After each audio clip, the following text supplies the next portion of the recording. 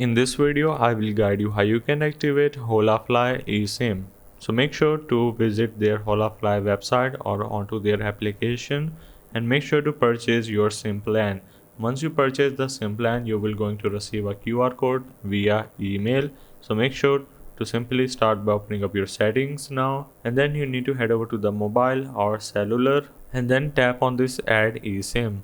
Then you need to simply click on this use QR code, and then you need to scan the QR code that you have received from the Holafly, and then tap on this continue on the bottom to activate your eSIM. This might take few minutes. Once you are done, you need to now add your name for your newly added eSIM. You can simply click on this secondary and then choose any one of these labels, or you can also add your own label like Holafly or anything like that.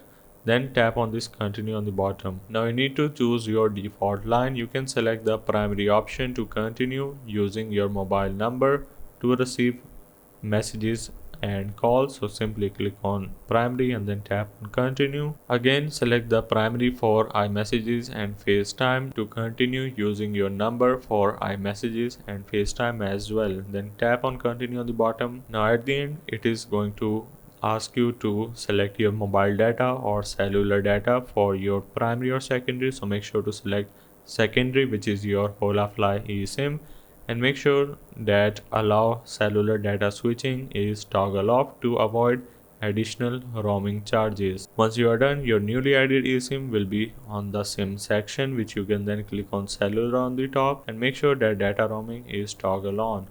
So that's the way of how you can activate Holafly eSIM.